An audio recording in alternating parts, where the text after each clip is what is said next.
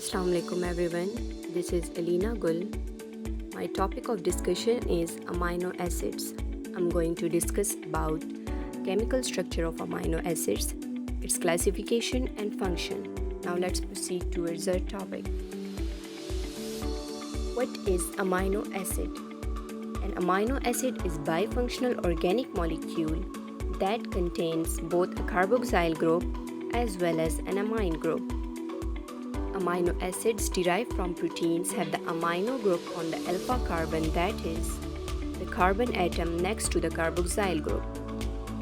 Amino acids are the building block of proteins. There are basically 300 amino acids that occur in nature. Among these, only 22 are known as standard amino acids that commonly occur in proteins. The amino acids differ in the nature of R group attached to alpha carbon atom. The nature of R group determines the properties of proteins. This is the general formula for amino acids. As you guys can see, the carboxyl side and the amino side. Amino acids are the structural units that make up proteins. They are joined together to form short polymer chains called peptides, or longer chains called either polypeptides or proteins. These polymers are linear and unbranched, with each amino acid within the chain attached to two neighboring amino acids.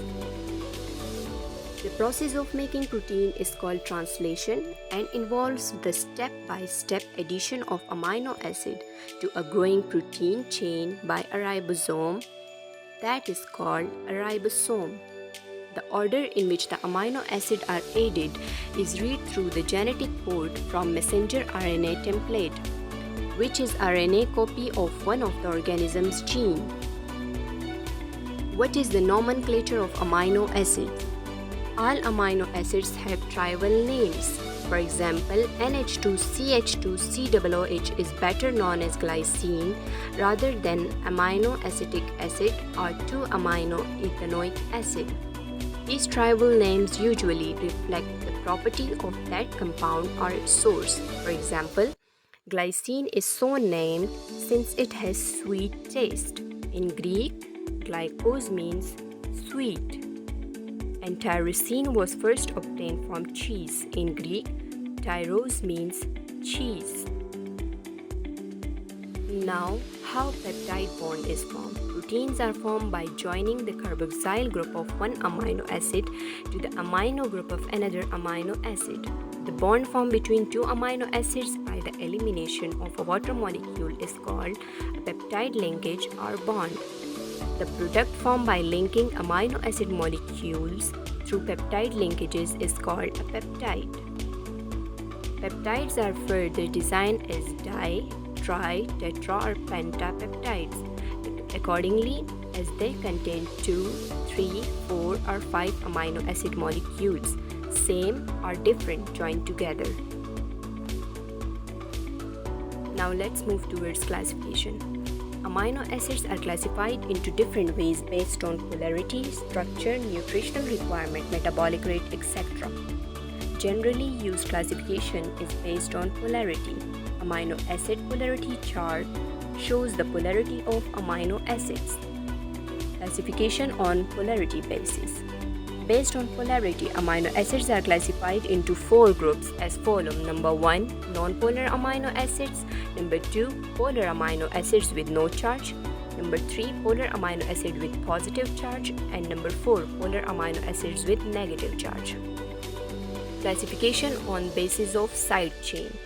Number 1, aliphatic side chain. Number 2, aromatic side chain. Number 3, hydroxyl containing side chains. Number 4, sulfur containing side chains. Number 5, basic side chains. Number 6, acidic side chains. Number 7, amide side chains. And number 8, amino acids. Nutritional classification. According to classification based on nutrition, they are divided into 3 types. Number 1, essential amino acids. Number 2, conditional amino acids. And number 3, non-essential amino acids. Essential amino acids. The amino acids that are to be supplied through diet are called as essential amino acids.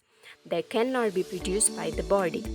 The essential amino acids are valine, isoleucine, leucine, lysine, methionine, phenylalanine, threonine, and tryptophan. Non-essential amino acids. The amino acids that can be synthesized by the body are called non-essential amino acids. They are glycine, alanine, serine, cysteine, aspartic acid, glutamic acid, asparagine, glutamine, and proline.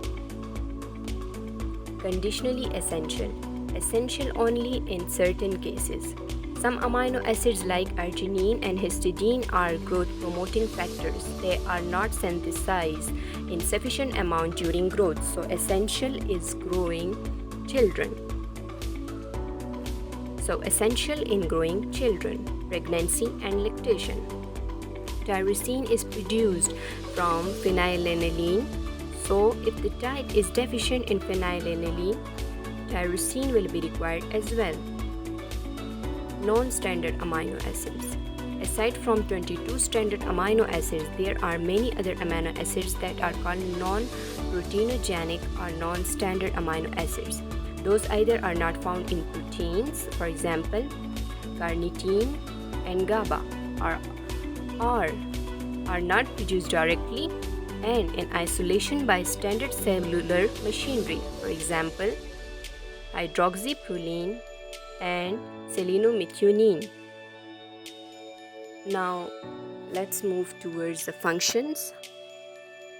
Non-protein functions. In human, non-protein amino acids also have important roles as metabolic intermediates, such as in the biosynthesis of the neurotransmitters, gamma-aminobutyric acid. Many amino acids are used to synthesize other molecules. For example, tryptophan is a precursor of the neurotransmitter serotonin. Tyrosine is a precursor of the neurotransmitter dopamine. Glycine is a precursor of porphyrins such as heme. Enzymes, catalytic proteins. These are the proteins functions. Enzymes, catalytic proteins, lactase, ribonuclease, pyruvate dehydrogenase, fumarase, proteinase, structural protein, collagen, elastic keratin. Regulatory are hormonal proteins, insulin and adrenaline. Transport proteins are hemoglobin and myoglobin. Genetic proteins are nucleoproteins and histones. Immune proteins are gamma globulin, LGs and ABs. Contractile proteins acting myosin. Storage proteins are zine, ovalbumin and casein. That was all about today's topic. I hope this will prove to be helpful to you guys. Thank you so much.